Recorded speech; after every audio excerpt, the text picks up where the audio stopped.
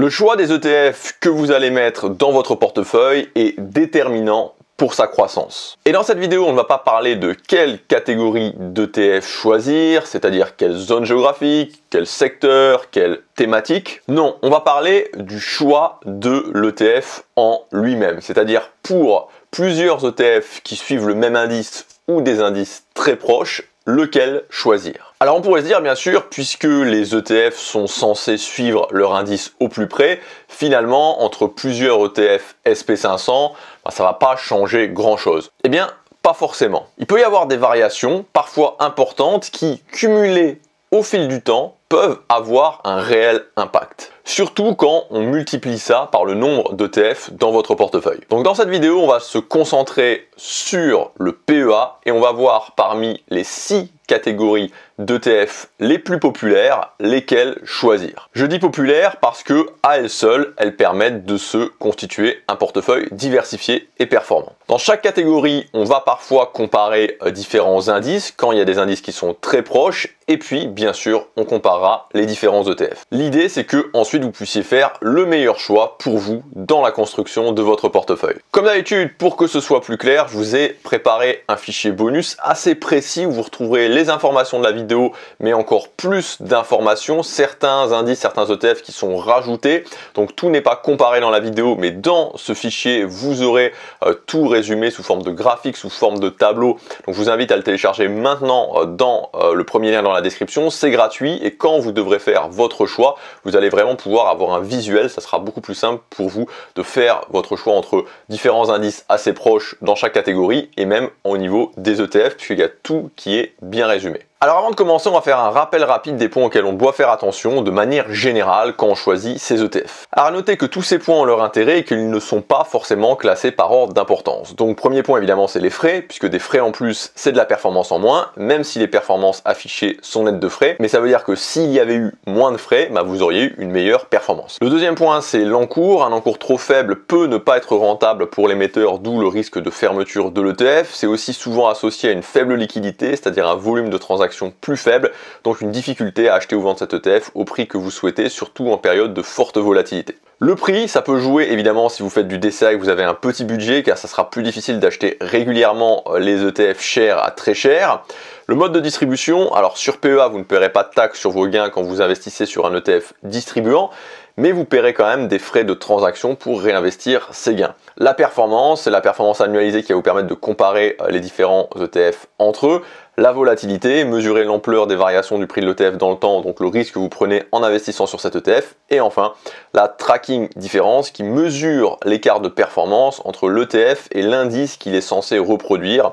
En d'autres termes, elle montre si l'ETF fait mieux ou moins bien que son indice de référence. Donc on va commencer avec la première catégorie d'ETF qu'on va comparer, ce sont les ETF monde, la catégorie la plus diversifiée géographiquement. Alors pour investir sur cette zone monde au sein de votre PEA, vous n'aurez pas d'autre choix que le MSCI World. Donc l'indice MSCI World, c'est une répartition géographique à hauteur de 73% sur les États-Unis, 16% sur l'Europe, 8% sur l'Asie-Pacifique et 3% sur le Canada. C'est aussi une bonne diversification sectorielle avec entre autres de la technologie, de la finance, de la santé, des biens de consommation, de l'énergie et même un petit peu d'immobilier. Et en backtest, 10,39% de performance annualisée sur 45 ans. Donc sur PEA, il y a principalement deux ETF qui suivent l'indice MSCI World. Est-ce qu'ils se valent? C'est ce qu'on va voir maintenant. Le premier, c'est le Amundi MSCI World ETF avec un encours assez important de 4603 millions d'euros. Le deuxième, c'est le iShares MSCI World Swap PEA. Donc c'est un ETF beaucoup plus récent puisqu'il date de mars cette année. Et du coup, son encours est moins important, 262 millions d'euros seulement. J'ai fait un backtest de ces deux ETF. Comme vous pouvez le voir sur l'image, il y a une différence, bien que ces deux ETF suivent le même indice. Donc effectivement, ça peut paraître pas très important, mais il y a quand même une différence de performance annualisée de 0,14%. C'est pas énorme, mais si on prend une durée relativement longue, 45 ans, ça fait quand même presque 50 000 euros de différence quand même. 5 fois votre investissement de départ dans le cadre de ce backtest. D'ailleurs, si on le compare avec le MSCI World, toujours sur 45 ans, pour une même volatilité, on voit bien que le iShares a le rendement qui se rapproche le plus de celui de l'indice. Et même sans faire de backtest, rien que sur 6 mois, c'est déjà visible, le rendement est meilleur. Si on regarde les frais de ces deux ETF, ceux du iShares sont à 0,25% et ceux de l'Amundi sont à 0,38%. Et c'est en partie cette différence qui, sur le long terme, va venir rogner votre performance. Donc vous voyez, même quand on investit sur le même indice, il faut être bien vigilant aux différentes caractéristiques. Maintenant, le prix, il est en faveur de l'iShares, puisque l'iShares coûte 5,66 € la part actuellement et l'Amundi 564,21 € la part, soit 100 fois plus. Et donc évidemment pour les petits budgets, ce sera beaucoup plus facile de gérer votre portefeuille avec le iShares. Maintenant on va passer à la deuxième catégorie d'ETF, ce sont les ETF qui suivent les États-Unis. Donc pour investir sur les États-Unis, vous pouvez choisir de suivre soit évidemment l'indice SP500, l'indice phare des États-Unis, ou alors l'indice MSCI USA. Donc comme on peut le voir sur ce comparatif sur 32 ans de ces deux indices, le SP500 est clairement plus performant. A noter que de toute façon, il y a un seul indice sur PEA qui suit le MSCI USA. Il est plus cher, il est moins performant, il a plus de frais et il a une tracking différence moins bonne que les deux autres ETF qui suivent le SP500.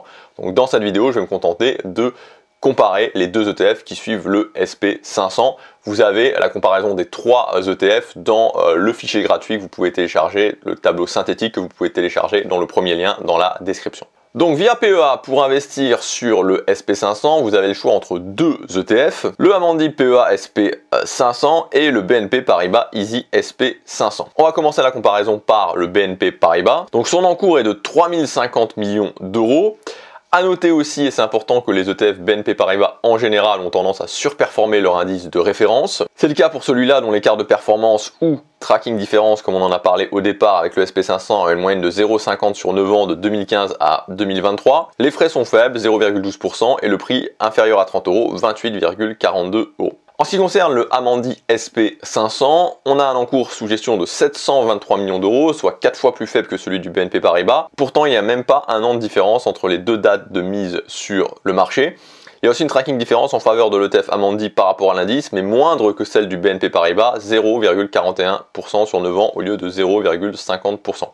Ses frais sont de 0,15% et son prix de 48,83 €. Donc comme vous pouvez le voir, même si elles existent, il n'y a pas de différence considérable entre ces deux ETF. Cependant, comme tout à l'heure, un bon choix peut vous faire gagner quelques centaines, voire milliers d'euros sur le long, voire très long terme. Maintenant, on va passer à la catégorie numéro 3, les ETF qui suivent l'Europe. Alors évidemment, comme on est sur PEA, c'est évidemment là où il y a le plus de choix. Donc il n'y a pas moins de 4 indices possibles pour investir sur l'Europe dans le cadre du PEA. Vous avez le MSCI Europe, le MSCI EMU, vous avez l'Eurostock 50 et l'Eurostock 600. Donc on n'est pas sur une vidéo pour comparer spécifiquement les indices européens. J'avais fait une vidéo précédemment, ça vous intéresse, sur les meilleurs ETF pour investir au sens large sur l'Europe, sur PEA, donc vous pouvez la retrouver sur cette chaîne. On va quand même faire rapidement un comparatif. Donc c'est un backtest que j'ai réalisé de janvier 1988 à septembre 2024. Donc on peut voir l'écart de performance. On voit donc que les indices MSCI sont clairement moins performants. Après, entre le stock 600 et le stock 50, ça dépend, c'est clairement un choix personnel. Est-ce que vous voulez plus de concentration? Est-ce que vous voulez plus de diversification? On voit que sur la période considérée, donc sur le backtest, l'Eurostock 50 est quand même plus performant.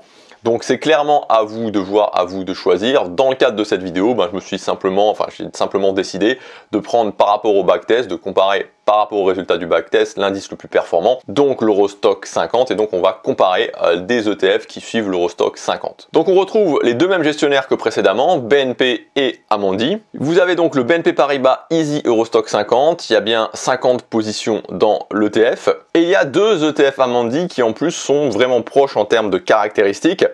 Le Amundi Stock Europe 50 et le Amundi Stock Europe 52, et bien sûr tous les deux éligibles au PEA. Si on parle en termes de performance, même si ça se tient dans un mouchoir de poche, le Amundi Eurostock 50 est plus performant. Là c'est un backtest sur 34 ans.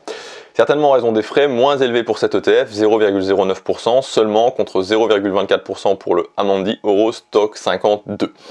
Pour le reste, même encours important pour les deux ETF Amundi. Il y a aussi une tracking différence qui est très proche pour les trois ETF. 0,44% pour le BNP Paribas, 0,44% pour l'Amundi Stock Europe 52 et 0,48% pour le Amundi Stock Europe 50. Le seul petit bémol pour l'Amundi Euro Stock 50, c'est son prix, plus de 120 €, bien plus cher que les deux autres. Maintenant, on va passer à la catégorie suivante, les ETF PEA sur les pays émergents. Contrairement à ce qu'on pourrait penser, il y a pas mal de possibilités en fait sur PEA pour investir sur les pays émergents. Vous avez les indices larges, donc Emerging Market et MSCI Emerging Asia, mais vous avez aussi des indices spécifiques à certains pays, comme par exemple un indice sur la Chine, un indice sur l'Inde. Dans cette vidéo, j'ai décidé de me concentrer sur les indices larges et diversifiés, donc je vais comparer les deux ETF qui suivent les deux indices larges et diversifiés que je viens de mentionner. Donc on a donc le Amundi PEA MSCI Emerging Market ESG Leader et le Amundi PEA MSCI Emerging Asia ESG Leader. Donc comme vous pouvez vous en douter, ce qui change, c'est qu'ils ne sont pas composés des mêmes pays.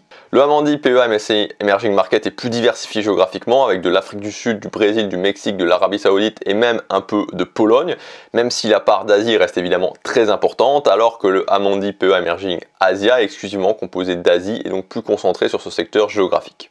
Sinon, il y a assez peu de différences, pratiquement le même prix, pratiquement le même encours, exactement les mêmes frais. Donc ce qui change évidemment, c'est la performance. Là vous avez un backtest sur 20 ans, donc on voit clairement que l'Emerging Asia est nettement plus performant, mais attention, les performances passées ne préjugent pas des performances futures, et si vous regardez bien le graphique, le Emerging Asia est plus performant depuis 2014, les 10 dernières années. Avant, c'était le Emerging Market. Donc dans cette catégorie, c'est plutôt de la conviction personnelle. Est-ce que vous préférez ne pas prendre de parti pris et vous dire je vais rester le plus large possible, ou est-ce que vous préférez est-ce que vous pensez que non, définitivement, sur la durée de votre horizon de placement, ou sur les 20, 30, 40 prochaines années, non, clairement, c'est l'Asie et avant tout l'Asie qui va tirer encore et toujours les marchés émergents. On va passer à la catégorie suivante, les ETF sur les small caps. Pour l'instant, on a surtout comparé des ETF qui permettaient de se diversifier géographiquement, donc le monde, les États-Unis, l'Europe et les pays émergents. Et là, on va plutôt changer de type de diversification avec les petites capitalisations. Alors évidemment, encore une fois, on est sur PEA, on est limité, c'est clairement pas la catégorie la plus représentée puisqu'il y a deux indices seulement qui suivent, qui permettent d'investir dessus, le Russell 2000 et le MSCI EMU Small Cap. Donc l'ETF Amundi Russell 2000 investit exclusivement sur les États-Unis. Et vous avez de l'autre côté comme ETF le Amundi MSCI EMU Small Cap ESG CTB pour Climate Transition Benchmark Net Zero Ambition. C'est un ETF très récent qui date de février 2024 et qui lui investit à 100% sur l'Europe. Alors je ne vais pas faire durer le suspense plus longtemps. Voilà le backtest de ces deux ETF sur 15 ans. La différence est très importante, plus de 4% de performance annualisée. Et même si les performances passées ne préjugent pas des performances futures, ça fait quand même réfléchir. Pour autant, il n'est pas moins cher, au contraire, et il a même un peu plus de frais, 0,40 au lieu de 0,35% pour l'Amundi Russell 2000. Et en plus, cerise sur le gâteau entre guillemets, le Amundi MSCI Small Cap est distribuant. Et enfin, on termine avec la dernière catégorie, les ETF qui vont miser sur le secteur technologique pour apporter plus de performance. Si vous voulez investir sur le secteur technologique dans le cadre de votre PEA, vous aurez principalement trois possibilités. Donc le Amundi PEA US Tech ESG à 100% sur les États-Unis et sectoriellement à presque 70% sur la technologie. Le Amundi PEA Nasdaq 100, un ETF également à 100% sur les États-Unis mais sectoriellement un petit peu plus diversifié que le PEA US Tech à un peu moins de 50% sur la technologie. Et enfin le Amundi Stock Europe 600 Technologies à 100% sur l'Europe cette fois et à plus de 80% sur le secteur technologique. Donc évidemment le but de se diversifier sur ce secteur, c'est clairement pour aller chercher plus de performance. Donc si on jette un petit coup d'œil à la performance de ces trois ETF, on voit clairement que le Amundi Stock Europe 600 Technologies en rouge est complètement à la traîne. Donc, à moins de vouloir investir absolument que sur l'Europe, mieux vaudra choisir un des deux autres ETF comme ETF technologique. En termes de performance, le PEA US Tech est légèrement meilleur et un peu moins cher, 60 € environ au lieu de 80 €. Les frais sont identiques, 0,30% et l'encours pratiquement aussi. En revanche, la tracking différence est bien meilleure dans le cas du Amundi PEA US Tech, 0,48% en moyenne sur 4 ans. Il performe assez bien son indice, contre moins 0,20% pour le Amundi PEA Nasdaq 100. Voilà pour cette vidéo. Écoutez, j'espère qu'elle vous aura permis d'y voir plus clair, puisque l'idée c'était quoi? Surtout que le PEA, grâce à son avantage fiscal, mais pas que, j'ai d'ailleurs fait plusieurs vidéos sur le PEA, vous pouvez les regarder, c'est vraiment intéressant pour constituer la base de son portefeuille dans une stratégie ETF passive. Et donc, avec cette vidéo, j'espère que vous aurez un éclairage sur les ETF dans les principales catégories qui sont les plus intéressants. Je vous ai donné les caractéristiques sans vous donner trop non plus toutes les caractéristiques pour éviter que ce soit trop soporifique, mais je pense que vous avez une bonne base pour savoir comment vous pourriez constituer la base de votre portefeuille sur PEA avec les principales catégories. Maintenant, je vous encourage pour avoir tous les détails, encore plus de comparaison, par exemple au niveau de l'Europe, l'Eurostock 600 que j'ai comparé aussi, le MSCI USA, bref, plus d'ETF, vous pouvez télécharger, c'est gratuit, dans le premier lien dans la description, le tableau synthétique qui reprend toute la vidéo, toutes les catégories avec encore plus d'ETF pour avoir tout sur les yeux avec... Vous aurez les graphiques avec les courbes et vous aurez aussi toutes les caractéristiques pour pouvoir comparer ce qui vous intéresse le plus. Merci d'avoir suivi cette vidéo, je vous dis à très bientôt pour la prochaine, salut!